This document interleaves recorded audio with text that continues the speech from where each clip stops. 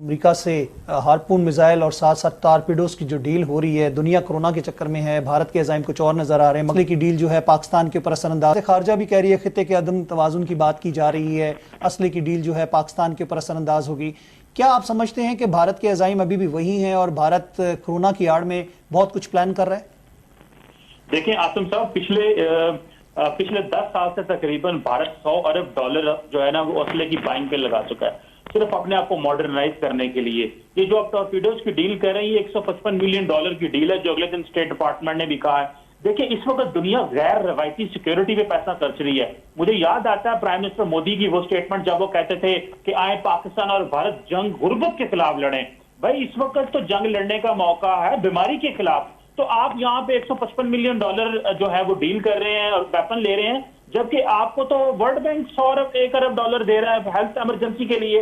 तो मुझे समझ नहीं आती, भारत की प्रायोरिटीज एक तरफ असला खरीदने से हैं और दूसरी से ग्लोबल फाइनेंशियल इंस्टीट्यूशन से पैसा ले रहे हैं कि ताकि वो अपना असला खरीद सकें। तो ये किस किस्म की इंडिया की प्रायोरिटीज हैं? और जो आपने देखा कि भारत के अंदर क्या हुआ, देखिए भारत एक बहुत बड़ा खतरा पाकिस्तान के लिए अब हो गया। अच्छा हुआ हमने भारत के वो बॉर्डर बंद कर दिए हैं, वरना यहाँ पे जरा सी हमने कश्मीर की बात की तो इंडियन आर्मी चीफ और 15 कोर जो कोर के चीफ हैं लेफ्टिनेंट जनरल साहब, उन्होंने बोलना शुरू कर दिया। उन्होंने कहा कि पाकिस्तान ने सिर्फ यही कहा ना कि जिस तरह हेल्थ कवरेज आप दिल्ली में देने की कोशिश कर रहे हैं, जो कि आप प्रॉपर से नहीं दे सके और इतने ज्यादा मरीज आ गए हैं, आप मकबूजा कश्मीर के अवाम को पहले आपने कर्फ्यू में बंद किया, तो खुदारा अब ना उनको कर्फ्यू में बंद कीजिएगा। पाकिस्तान इससे पहले कि हम दुनिया तक ये पैगाम पहुंचती कि कश्मीरियों का और पाकिस्तान का ये पैगाम जाता कि उनको हेल्थ कवरेज नहीं मिल रही, कोरोना के टेस्ट प्रॉपर नहीं हो रहे, सोशल डिस्टेंसिंग नहीं हो रही, लोगों को घरों में कैद कर दिए हेल्थ, वो ये कोई इस तरह तो नहीं है कि वो एम्बुलेंस से बुला सकते हैं। सिर्फ इतना कहना था कि इंडिया ने इसको भी एलओसी के ऊपर लिंक कर दिया। तो जब भी आप देखें पाकिस्तान कश्मीर की बात करेगा, एलओसी के ऊपर जो वायलेशन शुरू हो जाएगी। अभी अप्रैल आया आसम रजा साहब और तकरीबन 800 साढ़े 800 वायलेशन सिर्फ इस 4 महीनों में हो चुकी हैं, जबकि पिछले साल 3000 से ज्यादा वायलेशन है। जबकि 2014 से जब से मोदी साहब आए हैं, वायलेशन जो है वो हर साल बढ़ रही हैं। तो यहाँ पे इंपॉर्टेंट चीज ये है कि सिर्फ इंटरनेशनल कम्युनिटी को बताने से काम नहीं बनेगा। मेरा ख्याल है भारत के अंदर अवाम को भी अवेयर करने का वक्त आ गया है। बहुत हो गया, भारत की अवाम ने गलत फैसला कर लिया 2019 के इलेक्शन में, उनको नजर आ रहा है गलत फैसला हो गया, और जो उन्होंने 35A और 370 को रिवोक कर लिया और अभी जो कह रहे हैं कि जी हमने कश्मीरियों जो कश्मीर के अंदर रहेगा थोड़ी देर के लिए 15 साल के लिए जो पड़ेगा हम उसको यहाँ पे डोमिसाइल दे देंगे। देखें, एक वक्त था, बढ़िया हम बात बताने लगो, एक वक्त था इंडिया और अमेरिका दुनिया कहती थी जी कि पाकिस्तान के अंदर मजहबी इंतहा पसंदों के हाथ में न्यूक्लियर का बटन आ जाएगा।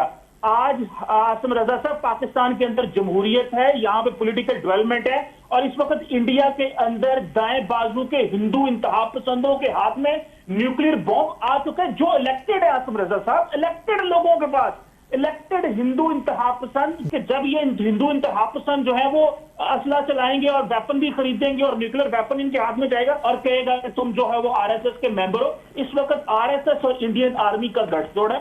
ये वो सिर्फ पाकिस्तान प्रोपेगेंडा नहीं कर रहा, ठीक है, हमारा दुश्मन है, हमारा काम है उनके बारे में बात करना, लेकिन एक्चुअल रियलिटी समझने की जरूरत है। आरएसएस और इंडियन आर्मी जो है उनका आपस में गठजोड़ है, और इस गठजोड़ की वजह से पाकिस्तान और इस खित्ते को नुकसान होगा। हम समझते थे सार्क का इजलास बुला के मोदी साहब बड़े सीरियस होंगे, शायद कोई वाकई सार्क के लिए काम करना चाहते हैं कोविड-19 के हवाले से। वो सार्क का इजलास तो वहीं का वहीं रह गया। इसका थोड़ा सा मुवाजना करते हुए, भारत एक जबान समझता है, हमें वही जबान बोलनी पड़ेगी, उसके बगैर ये अमन की ख्वाहिश की तो हम बात करते हैं, लेकिन भारत उसको हमेशा कमजोरी समझता है। ये बड़ी अच्छी बातें हुई इससे पहले, जो कि उन्होंने नैरेटिव की बात की कि फंडामेंटलिस्ट हिंदू, बुनियाद परस्त हिंदुओं के हाथ में न्यूक्लियर जा रहा है। अगर आपको याद हो कि एक इंटरव्यू, रेडियो इंटरव्यू था मेरे ख्याल में ओबामा का इलेक्शंस के दौरान, जिसमें पाकिस्तान के बारे में यही बातें कही जा रही थी कि ये न्यूक्लियर बम इनके हाथों में चला गया तो आप क्या करेंगे। तो उसने कहा मैं अभी बताना नहीं चाहूंगा, लेकिन मैं हिंदुस्तान को इस्तेमाल करूंगा। यानी तो उनका नैरेटिव जो है, वो अपना नैरेटिव जो बेच रहे थे, वो नैरेटिव वहां पे खरीदा जा रहा था। दूसरा, अमेरिका के करीब आने के लिए ये जो अभी आपने बताया कि इतनी बड़ी डिफेंस डील हुई है, ओबामा इसको देख ले आप, ट्रंप को कि ये जहां भी जा रहा है ये नहीं देखता कि हमारी दोस्ती इनसे कितनी है, वो कह रहा है ये शख्स अच्छा है क्योंकि इसने 450 बिलियन का मुआहदा किया है, ये शख्स अच्छा है क्योंकि इसने हमारे से इतने वेपन लेने हैं, ये शख्स इसलिए अच्छा है कि इसने हमारे से इतने जहाज लेने हैं। तो वो तो बेचने के चक्कर में पड़ा हुआ है, और जो उससे खरीदेगा वो उनके करीब है, और जो नहीं खरीदेगा वो करीब नहीं है। और बिलियंस ऑफ डॉलर जो है वो खरीद सकते हैं, वो पैसा भी उनको दे रहे हैं और मार भी खा रहे हैं दूसरी तरफ। तो इसलिए मैं समझता हूँ हमें भी चाहिए कि हम अपने फॉरेन ऑफिस में जो अभी बड़ी अच्छी बात की कि the corner stone of our foreign policy is Kashmir, तो हमें उस पर फोकस रखना चाहिए, उसको टॉप प्रायोरिटी रखनी चाहिए। हमने जब भी हिंदुस्तान से बात की है, बात शुरू होते ही कश्मीर अगर हमारा प्रायोरिटी नंबर 1 था ना, तो वो नीचे ले गए हम उसको, क्या इस पे हम बाद में बात कर लेंगे, पहले बस चला लें, पहले उनको इस्तकबाल कर लें, और फिर बाद में आपको पता है कि कितना प्रेशर डाला था जब वाजपेयी आए थे लाहौर में कि कश्मीर का लफ्ज जो है वो ज्वाइंट स्टेटमेंट के अंदर नहीं डाला जा रहा था। और आपको पता है कि फिर आर्मी चीफ ने किस तरह से जो भी बात हुई, मेरे ख्याल में सबको अयान है कि किस तरह से वो डाला गया नहीं डाला गया। तो हमें चाहिए कि हम एक चीज पे फोकस रखें, लेकिन सारी दुनिया उसको इग्नोर कर रही थी, और अब सारी दुनिया लॉकडाउन हो गई है, सारी दुनिया में कर्फ्यू लग गया है, ऑटोमेटिक कर्फ्यू लग गया है। तो अब लाजिमी बात है कि उनकी तवज्जो सारी फोकस जो है वो इंटरनल अपने मामलात के ऊपर आ गई है, और इसीलिए हिंदुस्तान जो है ज्यादा एग्रेसिव हो रहा है कश्मीर की तरफ। लेकिन एजाज साहब इसमें एक चीज की सिमिलैरिटी को हम भूल नहीं सकते कि जो कुछ इसराइल कर रहा है फलस्तीन के साथ, वही फुटप्रिंट हमें कश्मीर में नजर आ रहे हैं, और दुनिया इस चीज से आगाह भी है। लेकिन इस कंट्री को या इसराइल को हम फरामोश नहीं कर सकते।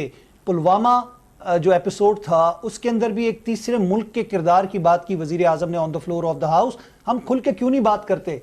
क्या माइक पोम्पियो का प्रेशर है, क्या सऊदीज का प्रेशर है, किसका प्रेशर है? यही बातें अज्यूम की जाती हैं कि उसके बारे में नाम तो नहीं लिया गया, जिक्र कर दिया गया। बात बिल्कुल यही है। अगर आप देख लें कि हिंदुस्तान के कश्मीर के अंदर एडवाइजर्स कौन है, मतलब इसमें कोई ढकी छुपी बात तो मैं नहीं कर रहा आपके साथ, ये तो ओपन है कि इजरायली एडवाइजर्स जो स्पेशल फोर्सेस के हैं वहां जाकर उनको बता रहे हैं कि हमने अपराइजिंग को कैसे दबाया, बीएसएफ की ट्रेनिंग स्पेशल उन्होंने की, वहां पे किया था, ये आप भी यही करें वहां पे। ये मतलब है ही, मतलब ये they are part of, and also in Afghanistan they were part of CIA और मुसाद और ये KG, मतलब दूसरे जो रॉ है, ये मिलकर सारी पॉलिसीज वहां पे बना रहे थे, जब पाकिस्तान को वहां भी फंसाने की कोशिश कर रहे थे।